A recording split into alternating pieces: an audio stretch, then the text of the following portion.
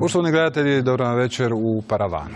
255.564 građana pod ovrhom na dan 31. ožujka 2013. godine.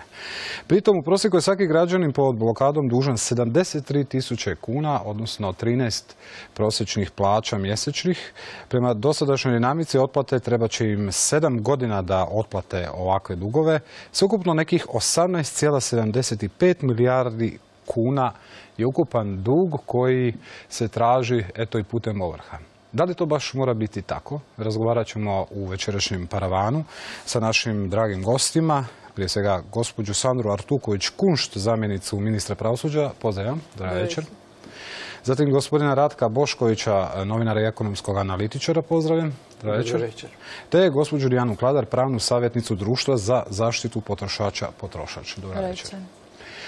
Večeras ćemo vidjeti i dokumentarni film Život pod ovrhom dvoje autora, kolege Branimira Zekića i Matije Vukšića, od kojeg kolegu Zekića pozdravljam večeras u studiju. Dobar večer. Dobar večer. Dakle, evo, kolegu Vukšića češće vidimo, ali ovdje večeras razgovaramo o temi koju pratiš nekoliko mjeseci. Koji je razlog intenziteta tog, dakle, praćenja te teme? Pa možda ovaj dio koji si spomenuo u uvodu, dakle u medijskoj obradi slučajeva ovrhe uglavnom govorimo o nekakvim brojkama, 250.000 ljudi pod ovrhom, 18 milijardi kuna duga koje ti ljudi duguju. Mi smo ovim filmom htjeli ući u život tih ljudi, dakle neko vrijeme smo ih pratili da vidimo na kraju krajeva je li imaju problema sa spavanjem, kako žive, kako školuju djecu, i na koji način će izaći iz nekoga problema za koji osobno nisu krivi. Naime, ovdje pratimo 3 slučaja. Dakle, različiti su vidovi ovrha u kojoj su se oni našli. Tako je, ali ljudi u sva 3 slučaja nisu krivi zato što su ili im tvrtka duguje niz plaća ili se radi o poljoprivrednicima kojima mljekari nisu isplaćivali, ali mislim da će sve biti jasno kad vidimo.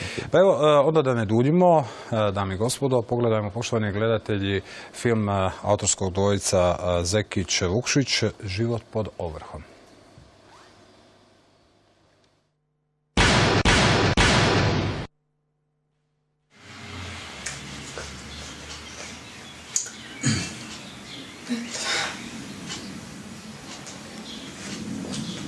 Ne znam što reći.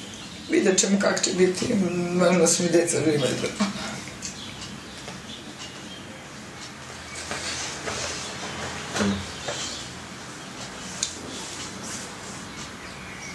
Halo? Dobar dan, gospođo Branka. Evo samo da vam javim da sam zgotovila posao. Pa onda, vi ste doma, da mogu doći do vas, da vam donesem to. Može, super. Pa ćemo se onda dogovoriti šta vam bude još trebalo za pospremiti i tako. Ja sam tu kad budete trebali.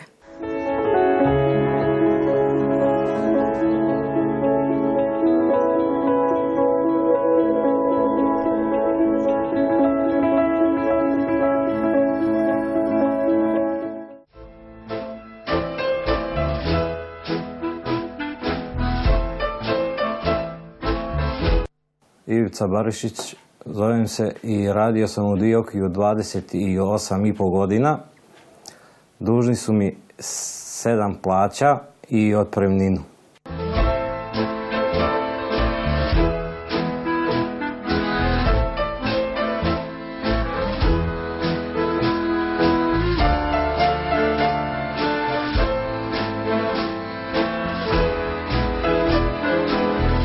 Teže se spava i stalno razmišljaš šta ćete sutra dočkat, koji malj je za čoška.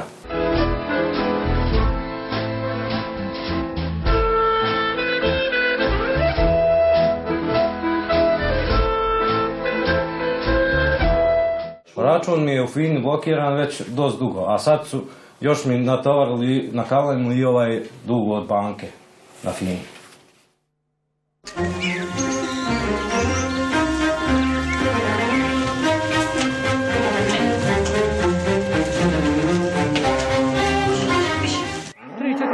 sam ja njih upozoravao da će doći do ovoga, jer se spustila cijena mlijeka, bila je 4 kune pa došla na 2. I tu smo mi polako počeli tonuti. Ukoliko dođe policija na ovrhu, sve ove krave su, ja sam obavijestio, sve ove krave su tovare na kamion ispred Poštanske banke u Rijeku na Korzu. Obavijestio sam ih. Super smo živjeli jer ja sam u Tiskari Vjesnik imala plaću od 5.000, 5 i nešto. Suprug u vojsci imao 7,5. Mislim, dignuti kredit od 83-4 tisuće eura nije bilo tako strašno, s tim što nisu nam ni neke godine, ipak ono. I onda je polako krenulo sa njegovom mirovinom, kad je otišao u mirovinu, pred 3 godine, švicarski franak je krenuo. Meni je počela plaća ići dole, znači prva 10% i tako dalje. I eto, prvi bubanj je bio u prvom mjesecu ove godine. Stan je prodan za 2/3, a za 2/3 od 580.000, ne od 900. Sad čekamo drugi bubanj, čekamo ovrhu, čekamo izlazak stana van.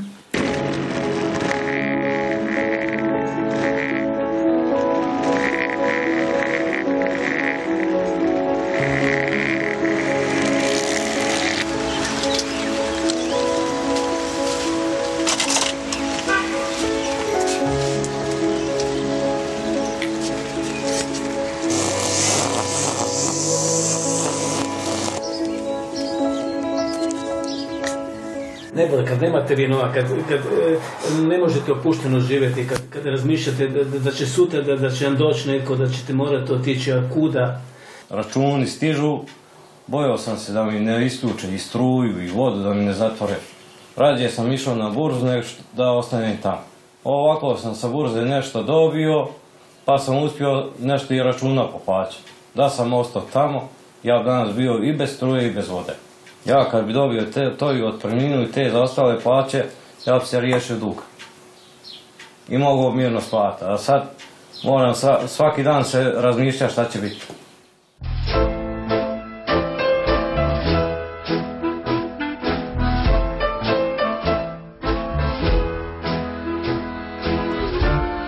Pa, gledajte, većinom za ručak bude krumpir i čorba ili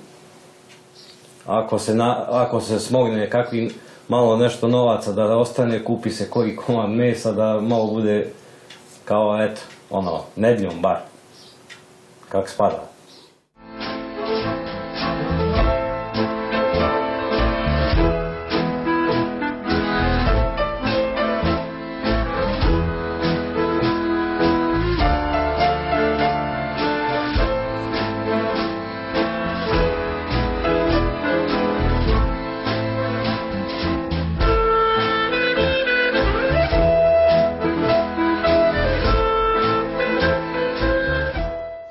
E, 2003. od Poštanske banke smo digli kredit preko Ministarstva poljoprivrede. I mi smo tu kasnili par rata, mada smo pisali Poštanskoj banki da će doći do toga da mi jednostavno ne možemo otplaćivati kredit jer nam mljekari nisu isplaćivali mlijeko redovno.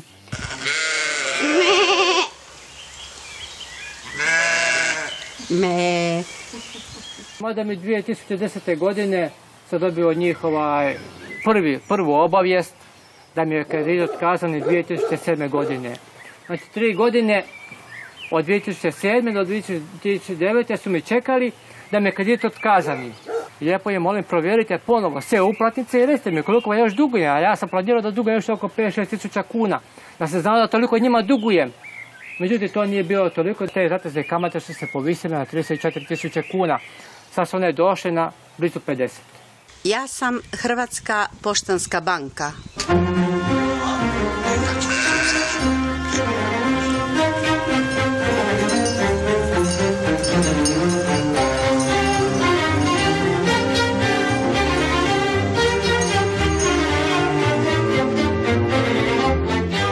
Ali bila je policija kući, mi su došli na ovrhu, došli su kući. A oni ne znaju da je to ovdje. Oni mi da sam kupio automobil, ne krave. Kad sam bio kod odvjetnika, to je lihvarski ugovor. Ja sam potpisao to. jer sam bio 2000 godine ostao bez posla. Ja sam bio sretan da dobijem kredit. I oni se meni podmetuli kredit od 30 točaka. I oni su ga meni pročitali, ja priznam, oni su ga meni pročitali kod jednog bilježnika. Ali ja nisam tada mogao sve prokužiti. Tek kad sam išao kod jednog bilježnika, kaže, vi što si potpisao smrtnu presudu, kompletnu svoju imovinu si potpisao da prodaješ za 54.000 eura.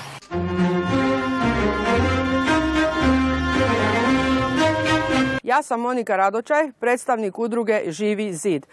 Živi zid neće dozvoliti deložaciju ove obitelji Kralj. Dakle, naša strategija je ovakva. Kako vidite, sa ove strane prilaz je blokiran, to je slijepa ulica. Zatim, sa ove druge strane mi ćemo blokirati ulicu našim osobnim vozilima. Ako bi policijske snage probale odozdo doći gore, ne bi smjeli jer ovo je privatni posjed.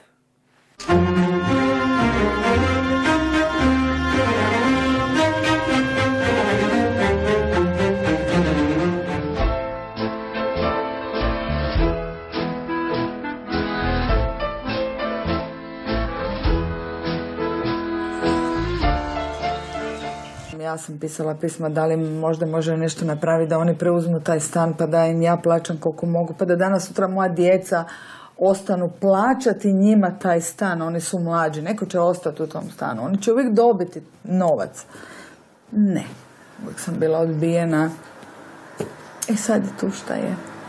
Možda oni nisu mogli donijeti, ne znam, nije mi jasno, ali... Nemamo ništa, jedno imamo taj stan. Znači, ako moramo izaći van, kućemo, moramo po čatu, nemamo dovoljno.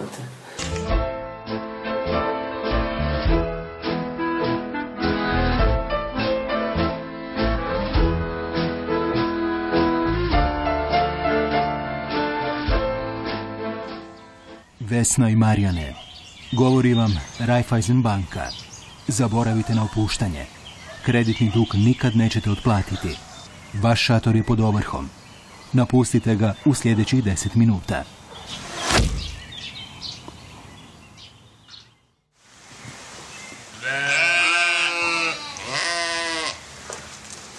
Ljudi, kogod ima ovrhe, izađite, recite, bunite, pa dokle će ovo?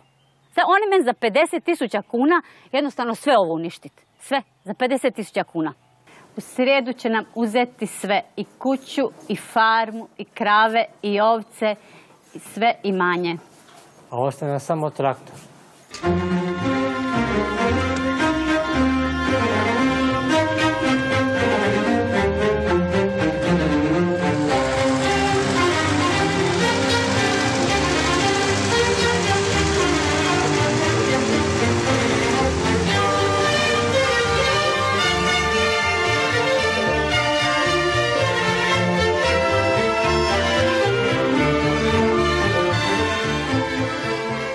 Jedino što me molitva spašava, molitva krunice, i u tomu sam se predao cijeli.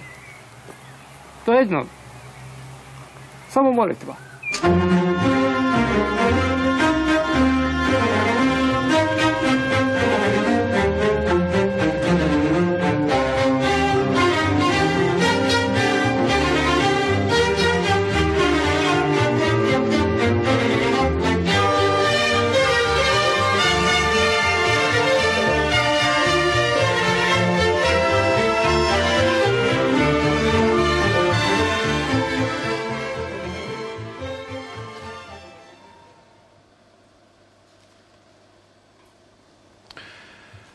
Evo nas natrag u studiju Paravana. Gospodin Kralj je rekao da se okrenuo molitvi. Mi ćemo pokušati vidjeti da li neka rješenja možemo i u ovostranom, a ne u onostranom svijetu pronalaziti ili utjehu. Branimire, kad govorimo o slučaju upravo gospodina Dubravka i Mire Kralj, ono što je zanimljivo, dignuli su 2003. godine 94.500 kuna. U međuvremenu isplatili 98.5 tisuća kuna, znači više. I opet je naraslo do tih 50 i nešto tisuća kuna. Tako je. Što se toga slučaja tiče, imam apsolutno sve papire i kompletno sam upoznat sa slučajem. Dakle, radi se o bračnom paru koji je bio bez posla. I samo zaposlio se tako? Tako je. Dakle, imali su nekakvu svoju poslovnu inicijativu. uz podršku Ministarstva poljoprivrede podigli su taj kredit i nakon 3 godine došlo je do zastoja plaćanja ne njihovom krivnjom jer su kooperantima isporučivali mlijeko. Radi se o Karlovačkom Kimu. Tako je. Karlovački Kim nakon određenog vremena prestao je plaćati to mlijeko i pojavio se objektivan problem da ti ljudi više ne mogu otplaćivati taj kredit. I sad dolazi ta priča s bankom. Dakle, mali poduzetnici, ovaj bračni par, dolaze bankarskim službenicima i kažu mi trebamo reprogram toga kredita, želimo ići u siranu jer ne možemo prodavati mlijeko. Međutim, banka se na to oglušuje, nakon godinu dana ide s ovrhom i kaleme se zatezne kamate i banka ih direktno vodi u propast. Evo danas, na današnji dan oni duguju 50.000 kuna, a glavnice i kamate u vrijeme otkazivanja kredita ostalo im je otprilike 7.500 kuna. Da. Gospođa Tuković-Kunšt, kad govorimo iz pozicije države, jedno ministarstvo je dalo obitelji mogućnost samozapošljavanja. 7.000 kuna. Uplatili su dakle više od onoga što su podigli i opet su u ovoj situaciji. Notabene moramo reći da je banka ponudila danas svojevrsnu odgodu nakon medijskog pritiska, ako se ne varam. Ne znam što da kažem na tu reakciju banke, ali zapravo je uobičajeno jer se radi o tome da su ljudi obavijestili medije i onda banka jednostavno drugačije reagira. Mislim da je u tom slučaju sve jasno. Što nije baš, opet uporno u paravanu govorimo, puno tema bi mogli i bez kamera poštediti ove ljude, da na neki način sustav zajedno pokušava spasiti. Zašto bi se trebalo stvoriti od ove ljude socijalne slučajeve? Dakle, nisu tipični, nisu htjeli plaćati. 98.000 su platili, a podigli 94. 7.000 je naraslo na 54.000 kuna. Je li to normalno? Zahvaljujem se za poziv u emisiju, zahvaljujem se za ovaj prilog koji je pokazao ovu drugu individualnu dimenziju situacije u kojoj se danas društvo nalazi, odnosno Hrvatska, sa težinom ovrha koje dolaze i nažalost uvijek na one najslabije u krajnjoj liniji i to je ono što je zapravo najveći problem. Da li ćemo mi učiniti od ovih osoba socijalne slučajeve, to mislim da više nije pitanje, oni već sad jesu socijalni slučaj i to je jednostavno činjenica.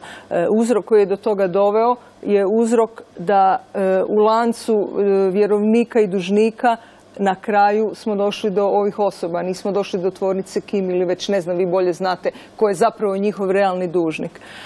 Teško je vratiti kotač silnih dugovanja u kojima je Jugoslavija i Hrvatska živjela unazad toliko godina do mjere da mi sad imamo neke ravnopravne odnose.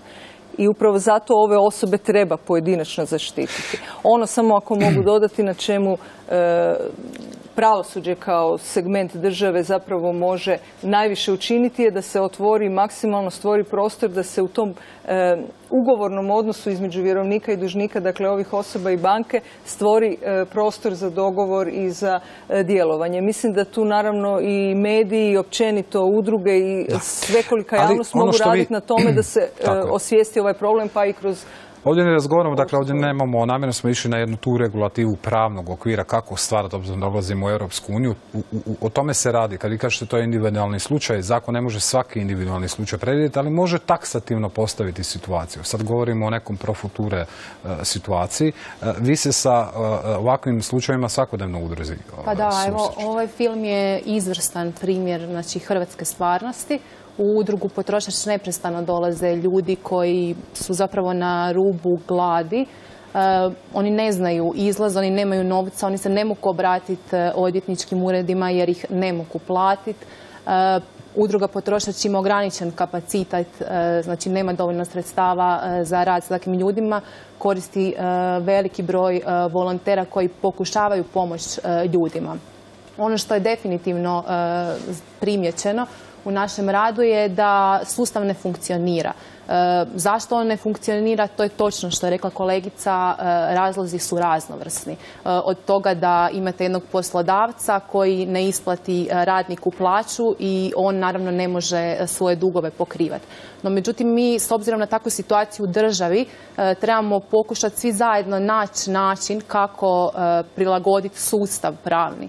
Znači bilo donošenjem zakona o osobnom bankrotu koji je, koliko sam ja čula, u proceduri, jer takav zakon bi nam omogućio da, znači, određene stručne osobe imaju nadzor nad tim potrošačima koji su dužnici i pomognu im da iziđu iz tih dugova na način da razgovaraju sa jednom bankom i kažu gledajte, kamate su takve i takve, otpišite ih. Ili, znači, dug je u velikim iznosima, dio duga im također otpišite. Međutim, imamo situaciju, kolega Bošković, nedavno je predsjednik Josipović imao svoju inicijativu koja kaže da se ne bi trebalo ovrhe ili izbacivanje iz stanova kada vam je to jedina nekretnina, to je jedna od inicijativa. Ali, obzirom, čitao sam vaš tekst u kojem uspoređujete iskustvo u Europi, u kojoj mi ulazimo i formalno politički, 1.7. gdje nije baš tako moguće krenuti prema računu osobe i zapravo onemogućiti život, vi ste čak rekli u zatvoru je hrana besplatna. Da, mi imamo stanovito institucionalizirano nasilje. Mi imamo tu jednu hajdučiju. Ovi ljudi apsolutno zaslužuju nešto što se u civiliziranom svijetu zove privremena zaštita od vjerovnika. Znači, ne može bilo tko doći i uzeti vam vašu privatnu imovinu, osobito ne onaj koji je prouzročio ovu vrstu krize. Naše banke traže da im se do zadnje lipe plate kamate, a pritom su upravo one proizvele ovu vrstu krize. Ili naše komunalna poduzeća traže da im se do zadnje lipe plate njihove usluge, a pritom ova državna administracija nije ništa učinila niti da spriječi ovu vrstu krize, niti da je ublaže. Znači, mi moramo jako veliku razliku praviti između neke normalne situacije, kakvu smo imali do početka ove financijske panike, i situacije u ovoj vrsti kriza, kad mi imamo makroekonomski problem i kad očito se ti individualni problemi multipliciraju. Mi imamo rast broja ljudi pod ovrhama utrostručen. Ispričavam se, koliko će, dok vi donesete zakonska rješenja, procjene, koliko će još se povećati ova brojka ljudi pod ovrhama? Pa ja nemam točan podatak, no međutim sada je već taj broj ovrha užasno, znači, velik. I kad bi se multiplicirao sa 255, mogli bi doći do brojka od 1 milijun ljudi. Mislim, to su obitelji i tako dalje, nisu svi samci. Ali jedna stvar koja me zanima, može li u budućnosti, vi ste sudjelovali i, ako se ne varam, i u izmjenama Ovršnog zakona koji je sada na snazi, ali može li se dogoditi da kada, ako će doći do zakona o osobnom bankrotu, ako će se, vidim da je stupio u četvrtak zakon koji omogućava da obročno plaćate pa vam se oproste kamate, ako se ne varam, prošloga četvrtka. Porezni dugovi. Tako je, da, porezni dugovi. Da li može se stvarati zakon, vi ste rekli, opet se vraćam na vaše individualno, da imate realitet u kojem se stanju financijskom nalazimo? Dakle, ovo su sve primjeri, nisu ljudi koji, eto, nije im se dalo platiti kredit. Oni nisu mogli, zbog gospodarske situacije o kojoj govori kolega Bošković, platiti. Može li, jesu ostali bez posla, jer imaju financijsku situaciju kako imamo u državi, da li zakon može predvidjeti te situacije ili ne može? Ne tiče se. Ja ako mogu samo s aspekta pravosuđa razjasniti što je zapravo ovrha i što je to ovršni postupak. Dakle, ovršni postupak je postupak u kojem se prinudnim putem, autoritetom javne vlasti ostvaruje naplata one tražbine koja je utvrđena pravomoćno i koja nije plaćena u roku u kojem je trebala biti dobrovoljno plaćena. I kad gospodin novinar govori o tome da se radi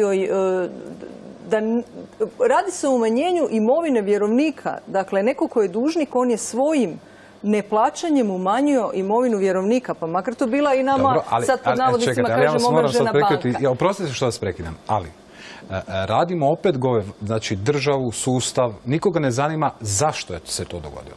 Da. Znači, neće država i sustav reći, čekajte, Kim ili bilo koja, ne znam, druga tvrtka, ne možete ne naplatiti, ne. Imamo dvije mogućnosti, dakle, da živimo u ovom ekonomskom sustavu kao što smo ga sad odredili, ili je druga mogućnost da teret dugovanja promijenimo na razinu solidarnosti socijalne između svih nas. Ne, ali zašto ne uzmete ono što želim reći, ono što je jako važno, dug ne može nestati.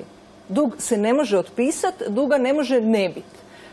Ja ću vam spomenuti... Kolega Bošković kaže i druge države žive u nekakvom sustavu koji nije socijalizam ili nešto što ćemo sada evocirati, pa su drugačije riješili. Ni u jednoj državi na svijetu ne može dug nestati. Ne kažemo nestati, ne kažemo nestati, drugačije. Mi ga možemo samo distribuirati na sve nas kao građane, pa sa solidarnošću prenijeti... Nisam siguran, kolega Bošković. Privremena zaštita je nešto drugo, ali ona se, ako se događa na nekoj generalnoj razini, onda ima reperkusije i na to da država mora u tom trenutku pokriti nešto što je vjerovniku... Ne, ali čekajte, gledajte, imate situaciju. U Španjolskoj vlada, premijer ulazi, sjećam se, u parlament, pred parlamentom objašnjava 2 godine moratorija nad ovrhama stana. Ne, to je odluka banaka, to nije odluka španjolske vlade. To je odluka koju je vlada predložila, pod pritiskom vlade, o tome vam govorim, ali razumijete, imate političko djelovanje i odluku neke državne vlasti da kaže moramo stati, imamo suicide u Španjolskoj. Policija nam odbija odlaziti na deložacije. Mi moramo ne oprostiti dug, odgoditi, vidjeti kako, na koji način. Ono što je način i što mi s aspekta pravosuđa predlažemo je dogovor između vjerovnika i dužnika. I nisu ni banke više bauk, svjesni su toga da u ovim okolnostima svoje potraživanje sa tržištem nekretnina neće moći ostvariti i naplatiti u cijelosti. U drugoj priči neće dobiti 50.000 kuna. I rađe će ići na varijantu nekakvog dogovora. Prema tome, svi koji tržišno posluju svjesni su da je trenutak takav da postoje prostori za drugačije rješavanje. Ali ne na razini dekreta i ne na razini vlade, jer nije banka jedini vjerovnik ovdje. Ovdje su vjerovnici i ljudi koji zahtijevaju neke svoje plaće. Ali vi sad kažete, evo, ne na razini opet države, ne dekrete, tako to je možda državni intervencionizam, ali se eto, u Španjolskoj, sad smo spomenuli, napravio. Ono što želim reći što je bitno, dakle, svi smo mi istodobno i dužnici i vjerovnici. Ono što ćemo generalno riješiti za banke, odrazit će nam se negativno za nas kao vjerovnika, recimo u području isplate plaće. Da nije, nažalost, to točno da dug ne može nestati. Da ne idemo sad u neke povijesne priče. Recimo, Židovi su tisućljećima imali običaj svakih 50 godina izbrisati sve dugove. Poslije je to čak i kršćanstvo preuzelo, pa smo imali takve odluke papa povremeno. Ali sad kako država otpisuje svoja potraživanja i po kamatama, a pa čak i po glavnici duga, vidimo da je i to moguće. A osim toga, potrebno je na neki način da i sami vjerovnici preuzmu odgovornost za svoje promašene plasmane i odgovornost što su prouzročili krizu. Mi štitimo štediše, kažemo štediše su u krajnjem slučaju ti vjerovnici. Međutim, i štediše su kod nas prouzročile tu jednu nevjerojatnu krizu tim inzistiranjem da im država podmiri njihove špekulacije po devizama. Da njima država isplaćuje kunsku štednju u deviznoj protuvrijednosti, time su potpuno paralizirali našu makroekonomiju. Mi imamo situaciju da će, preko sutra guverner Hrvatske narodne banke u Opatiji održati opet jedno predavanje kako nam je ekonomija u krizi, a upravo je Hrvatska narodna banka, taj guverner i njena monetarna politika najodgovornija da mi 5 godina iz ove krize ne možemo izaći. Prema tome, svatko mora poduzeti svoj dio odgovornosti i pristati na umanjenje. Inače se to u povijesti radilo kroz inflaciju. Znalo se da se zapravo iz ovakvih velikih dužničkih kriza može izaći jedino kombinacijom inflacije i monetarne neke represije. Mi, nažalost, imamo fiksni tečaj pa nemamo inflaciju i zato ćemo se vjerojatno iz ove krize jako teško izvući. Da, ali ono o čemu vi govorite, dakle, to je ta odluka, promišljanje da ne može sve biti na teret tog, slažemo se, vjerovnika koji ošteti onoga kojem ne vraća dug. Htjeli ste vi reagirati? Pa ja bih definitivno rekla da nije istina da se dugovi ne mogu otpisati. Vi imate iskustva europskih zemalja od Njemačke, Engleske, Francuske, gdje upravo tim zakonom o osobnom bankrotu vam se radi na situaciji da imate organiziran tim ljudi koji pregovara s tim vjerovnicima i uvjeravaju zapravo ti koji se brinu o dužnicima, uvjeravaju vjerovnike da je bolje da im, otpišu određeni iznos duga, otpišu kamate i na taj način dođu do naplate svog potraživanja, jer bolje je sada naplatiti određeni iznos nego za koliko godina. Slovenija je ozakonila bankrot 2008. Do sada je oprost zatražilo 5500 građana. Slovenci koji su pokrenuli stečaj dužni su 470 milijuna eura. Htio si reagirati, pa na ovo prijašnje? Pa zapravo sam htio reći kako u svim izmjenama Ovršnog zakona kad se radi o naplati radnika, recimo od strane poslodavaca, imamo zadnju izmjenu iz listopada 2012. i situaciju u kojoj se tvrdilo da će se radnik bez problema naplatiti od poslodavca, ali do čega je došlo? Ovršna isprava trebala je biti potvrda o plaći. Poslodavac taj odbija radniku dati tu ovršnu ispravu i radnik se ne može naplatiti. Dakle, zanimljiva mi je situacija u kojoj banka ima čitav niz instrumenata da se naplati od svoga dužnika, od jamaca, hipoteka i tako dalje. Kad se radi, čini mi se u prva 2 mjeseca primjene novog zakona, da se 20-ak radnika uspjelo naplatiti od poslodavaca na taj način. Znači, ono što vam postavimo kao pitanje, da li zakon može u budućnosti, da li je osobni ili mijenjan, ne znam da će biti izmjena, ali o nečemu ćemo govoriti nakon 1. srpnja što se dogodi, da predvidi situaciju kada taj je onemogućen da živi, da ima plaću. Da li mu možete zakonski dati, što kaže kolega, alat koji imaju iste te banke? Pa upravo govorimo... ako možemo li mi ovršiti te tvrtke? Pa stvar je u tome, mi možemo govoriti o situaciji u kojoj smo se doveli do nedavno, kad smo imali okolnosti da poduzeće duguju radnicima ne 7 plaća, nego 17 plaća. Dobro.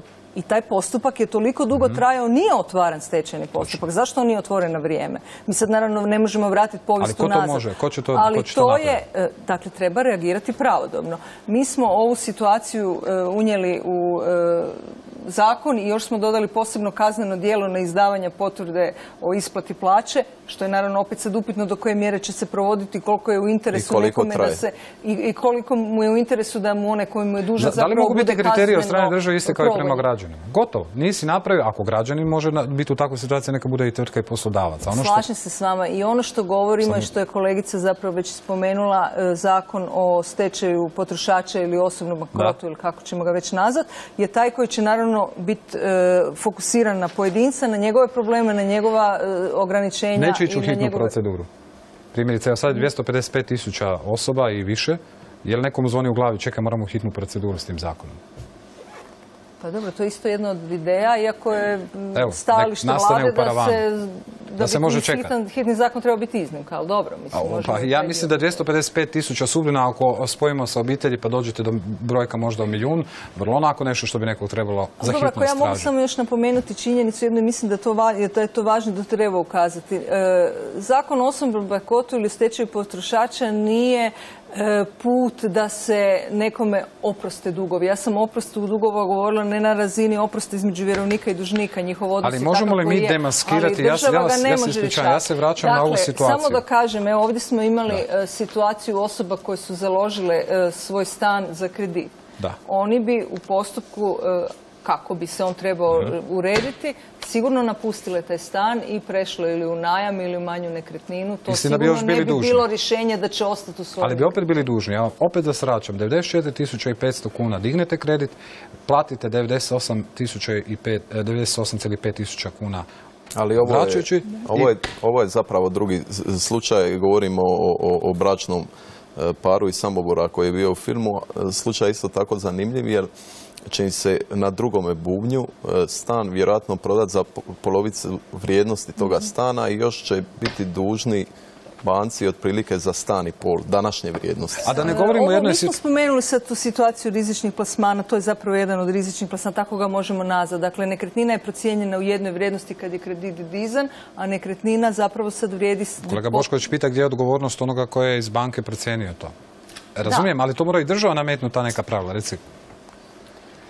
Mi očito imamo sad tu jedan makroekonomski problem. Kako ćete sad provesti osobni bankrot i naći 250 ili 300 ili 400 tisuća ljudi koji će upravljati sa privatnom imovinom tih građana koji će otići u bankrot? To je praktično nemoguće, a osim toga znamo kako kod nas sustav funkcionira. Znači, potrebno je uvesti taj vrlo jednostavan sustav koji se naziva privremena zaštita. Ali to će nam se i dogoditi, rekli ste mi da nam je emisija postala vrlo aktualna odlukom Europe prošle srijede. Direktivom nekom novom koja od 1. srpnja počne vrijediti i za nas. Tako je. Prošle srijede Europska komisija donijela prijedlog nove direktive o bankovnim računima, transakcijskim računima, ne moraju biti samo u banci. Između ostalog, 3-4 velike krupne promjene se tu uvode.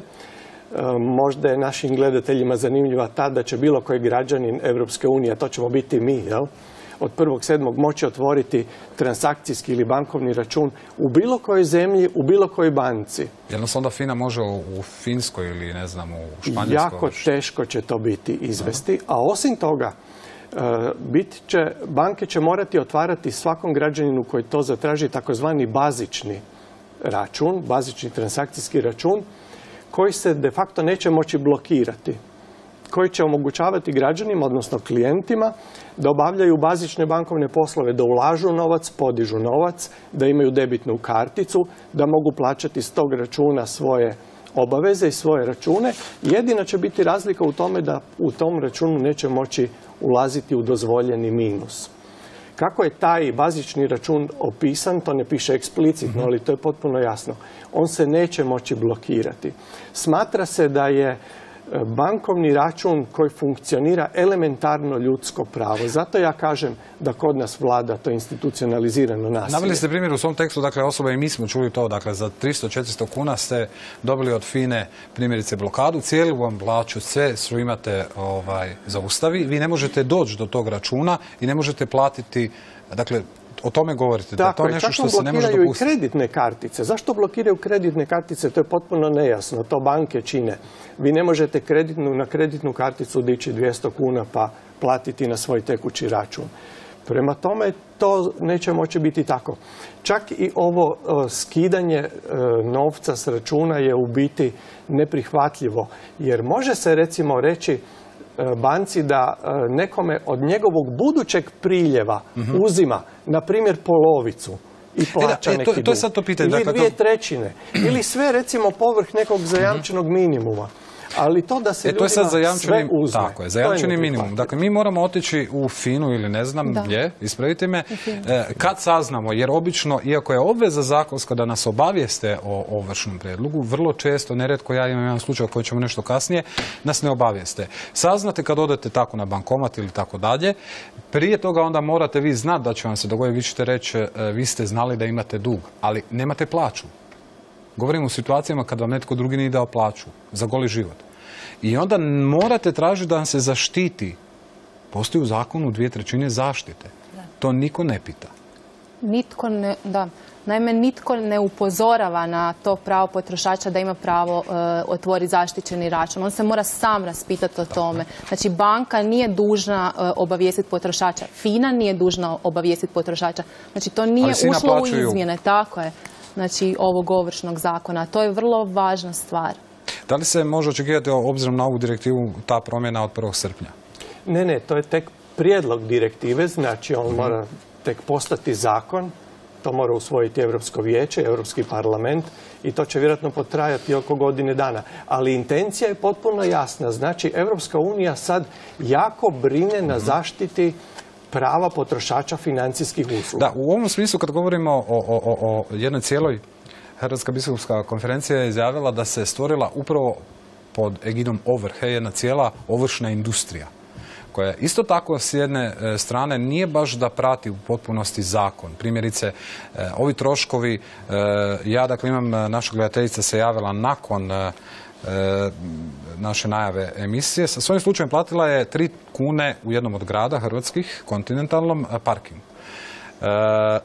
SMS PIN joj, dakle, nije ga sačuvala jer nije imala želju, volju. Nakon 10 mjeseci dolazi prva, dakle, kazna koja je prije tom nije dobila niti jednu obavijest o tome da će biti ovršena. Znači, prijedlog. I sad, pazite, nagrada i naknada zove se. Troškova javnog bilježnika 100 kuna, 37. Odvjetnički trošak koji su napravili sastav ovršnog prijedloga 312, 1112, na kraju na 1700, 1000 kuna, sa 3 kune došlo. Je li to normalno? To apsolutno nije normalno. Ali je sustav dopustio. To je tema kojom smo se mi posebno u pravosuđu bavili. Ja moram napomenuti da postoji Hrvatska odvjetnička komora, da je u njezinoj nadležnosti određivanje tarife za nagradu i naknadu za rad odvjetnika. A šta žena tam može sad napraviti? Samo malo, mogu reći do kraja. Dakle, ona poduzeća koja su javna, jedna od njih je i vaša javna HTV na kojoj sam mislila, angažira odvjetnika za pisanje ovršnih prijedloga za naplatu HTV pristojbe, odnosno pretplate. To nije nužno. Mi ćemo se, koji smo u struci, složiti da je to najjednostavniji pravni posao i sigurni smo da ga može obavljati pravna služba vaše kuće i da nije potrebno da se u tom dijelu dodaje trošak za građane koji se zove odvjetnički trošak. Kad bi tako razmišljala sva javna poduzeća, mi možda ne bismo imali ovo što ste sada čitali, takvu visinu troška za građane. Ali to je ono što smo govorili. Svako od nas ima neku razinu odgovornosti. Ja ću sad odgovoriti, ja nisam ravnatelj televizije pa ne mogu odgovoriti, ali gdje je tu država? Vi ste to nama rekli na javnoj televiziji, zašto država nije to odredila. Postoji odvjetničke tarife u kojoj kaže se vrlo jasno, naravno citirat ćemo ih, da je trošak tog odvjetničkog posla na naručitelju, ne na onome koga ovršavaš. Dakle, ako imate problem s javnom televizijom pa nam da držite packu, neka sustav to kaže. Ne, to sustav ne može reći jer je odvjetnička profesija slobodna i na tržištu i oni određuju svoju tarifu. Mi smo imali u prethodnom razdoblju i sada nekakve napore i iskorake da bi to možda promijenili, ali nemamo dovoljan konsenzus na tu temu. Još uvijek odvjetnička komora... Ne možete zakonski to regulirati? Zakonski se to reguliralo i sada je stanje takvo da visinu tarife odvjetničke propisuju odvjetnice. Mi smo radili intenzivno na tome i odredili smo sad promjenu tarifi za potraživanja i za ovršne postupke koji sežu do 1000 kuna na način da smo odredili jednu paušalnu manju naknadu. Ali imate i ovu odvjetničku, njihovu odredbu da onaj ko naruči treba platiti tu tarifu. Ne, dužnik koji je uzrokovao potrebu da se taj postupak vodi, na kraju snosi sve troškove. I to je jednostavno tako. Dužnik je taj koji je na kraju dužan platiti trošak. Meni je u samom startu mi je sporno što odvjetničke tarife donosi isključivo Hrvatska odvjetnička komora. Postoji Ministarstvo pravosuđa kao nekakav regulator koji bi trebao određivati zakonski maksimum tarife. Druga stvar, samo da ne proširimo temu, ali samo da se vratimo, moram vas ispraviti, vi ste zamjenica ministra, ali očigledno ste zaboravili na tarifu o nagradama i naknada troškova za rad odvjetnika. Glava prva, citiram, troškove zastupanja dužan je platiti naručitelj usluge. Da, ali će u konačnici platiti dužnik. Znam, ali ako imate već mogućnost nečega što sami odvjetnici inzistiraju na onome što su sebi u svojim troškovnicima, odnosno tarifama napisali. O tome govorimo, o sustavu. Dakle, vi ćete angažirati odvjetničku kuću koja će vas zastupati u postupku. I vi ćete, javna televizija, platiti njima njihove usluge ili se dogovoriti, ne ulazim kako. Ali će na kraju građanin platiti taj trošak. A zašto ako su sami? Dobro, a što, na koji način možemo objasniti 3 kune na 1700 kuna? I što ta građanka može napraviti? Pa ne može ništa jer je to bilo vjerojatno u razdoblju dok mi nismo ograničili tarifu na paušalni iznos. Dakle, ona bi sad bila ograničena, ne bi mogla biti tolika. Ali moja je tvrdnja da ne mora biti ni tolika i da se može svesti na rad pravne službe koja to plaća. Ja se ispričavam, ali cijeli sustav da 3 kune vam postane 1700 kuna je suludo. Zato smo to i mijenjali, da, naravno. Ovako, zakon o parničnom postupku je znači upravo ograničio sad ovim novim izmjenama u 4. mjesecu postupanje odvjetnika. Vi više ne možete u postupku koji traje 10 godina imati 20 podnesaka, 20 ročišta i svih tih 20 naplatiti. Znači, sud će voditi računa o tome koliko je svaki taj podnesak bio potreban. Znači, ne možete vi napisati nešto površno ili nešto što ste već ponovili x puta i za to tražiti naplatu troška. Također će se sud voditi time da sada kako imamo taj prethodni postupak, da zapravo vi u odgovoru, znači u tužbi i u odgovoru na tužbu morate iznijeti sve činjenice, iznijeti sve dokaze i zapravo upravo kako bi se taj postupak skratio i kako bi bilo što manje radnji odvjetnika. Dobro, govorimo o parničnom, ali ovo smo sad govorili o ovrsi koja isto ima svoje troškove. Kod prigovora na rješenje o ovrsi vi ulazite u parnicu. Kolega Bošković, kad govorimo o Europi, vratimo se nju. Ja imam osjećaj da imamo jako puno zakona, ja sam laik. jedan stalno neko drugog pobija. Zakon o obveznim odnosima govori o jednakopravnosti onih koji su u ugovornim odnosima, pa onda zakon o bankama nešto drugo kaže, zakon o kreditnim ustanovama treće.